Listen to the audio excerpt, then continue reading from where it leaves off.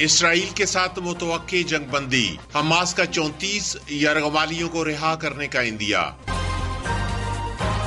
شمالی کوریا کا درمیانے فاصلے تک مار کرنے والی میزائل کا تجربہ۔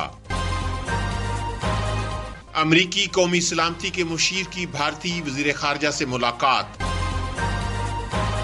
وائس آف امریکہ واشنگٹن سے اہم خبروں کے ساتھ محمد جلیل۔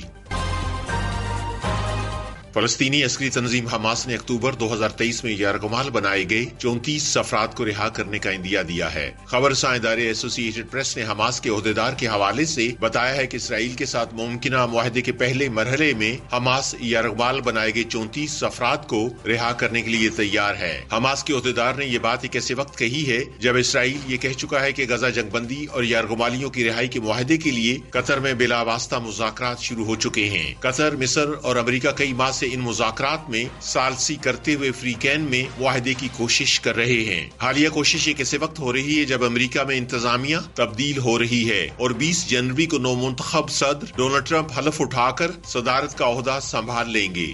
جنوبی کوریا کی فوج نے دعویٰ کیا ہے کہ شمالی کوریا نے اپنے مشرقی سمندری علاقے سے درمیانے فاصلے تک مار کرنے والا ایک بیلسٹک میزائل فائر کیا ہے۔ جنوبی کوریا کی فوج کا کہنا ہے کہ یہ میزائل شمالی کوریا کے دارالحکومت پیونگ یانگ سے فائر کیا گیا تھا، لیکن اس کی مزید تفصیل بیان نہیں کی گئی ہے۔ جنوبی کوریا کی فوج کا کہنا ہے کہ وہ ممکنہ مزید میزائل داغے جانے کی وجہ سے اپنی دفاعی پوزیشن کو مضبوط بنا رہی ہے۔ یہ میزائل ایک ایسے وقت پر فائر ہوا ہے جب امریکہ کے وزیر خارجہ اینٹونی بلنکن جنوبی کوریا کے رہنماؤں سے بات چیت کے لیے سول کا دورہ کر رہے ہیں۔ ادھر جاپانی کوسٹ گارڈز کا کہنا ہے کہ شمالی کوریا کی طرف سے فائر کیے جانے والا میزائل بیلسٹک میزائل ہے۔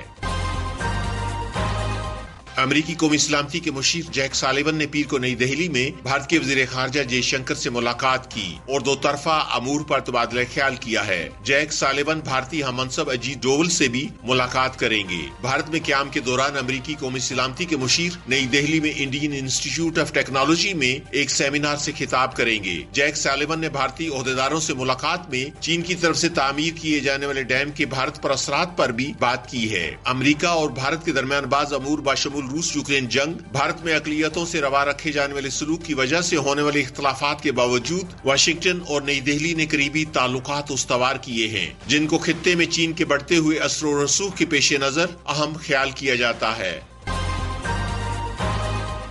شام کے نئے حکمرانوں نے امریکہ سے شام پر عائد پابندیاں ختم کرنے کا مطالبہ کیا ہے۔ قطر کے وزیر خارجہ سے دوحہ میں ملاقات کے دوران شامی وزیر خارجہ نے کہا کہ یہ پابندیاں شام کی بحالی کی راہ میں رکاوٹ ہیں۔ شام کے وزیر خارجہ اسد حسن الشیبانی نے قطر کے وزیر اعظم محمد بن عبد الرحمن الثانی سے ملاقات کے بعد صحافیوں کو بتایا کہ یہ پابندیاں شام میں عوام کی تیزی سے بحالی اور ترقی کی راہ میں رکاوٹ ہیں۔ 8 دسمبر کو بشار الاسد حکومت کے خاتمے کے بعد شیبانی اپنے دوسرے غیر ملکی دورے پر قطر پہنچے تھے۔ اس کے بعد ان کی طرف سے متحدہ عرب امارات اور اردن کا دورہ کرنے کی بھی توقع ہے۔ قطر کے ایک عہدیدار نے رائٹرز کو بتایا کہ شام کے وزیر خارجہ کی قطری عہدیداروں سے ہونے والی ملاقاتوں میں انہیں شام کی حکومت کے روڈ میپ کے بارے میں بھی آگاہ کیا گیا ہے۔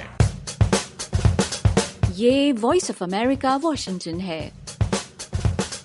جنوبی کوریا کی انسداد بدعنوانی کی ایجنسی نے پولیس سے کہا ہے کہ وہ صدر یون سک یول کے خلاف قومی اسمبلی میں مواخذے کی تحریک کی منظوری کے بعد ان کے حراست میں لینے کی ذمہ داری ادا کریں۔ سول کی ایک عدالت نے قومی اسمبلی کی طرف سے مواخذے کی تحریک منظور ہونے کے بعد ان کی گرفتاری کے وارنٹ جاری کیے تھے۔ انسداد بدعنوانی کے عہدیدار صدر یون کی صدارتی سیکیورٹی کی طرف سے تعاون نہ کرنے کی وجہ سے ابھی تک یون کو گرفتار نہیں کر سکے ہیں۔ انسداد بدعنوانی کی ایجنسی نے یہ درخواست صدر یون کے خلاف جاری ہونے والے گرفتاری کے وارنٹ کی مدت 6 جنوری کو ختم ہونے سے کچھ دیر پہلے کی ہے۔ پولیس کے مطابق انسداد بدعنوانی کا ادارہ یون کی گرفتاری کے وارنٹ میں توسیع کے لیے عدالت سے دوبارہ رجوع کرے گا۔ وائس آف امریکہ واشنگٹن سے خبروں کا یہ بلیٹن اب ختم ہوتا ہے۔ میں ہوں محمد جلیل اور ایڈیٹر تھی سارہ حسن۔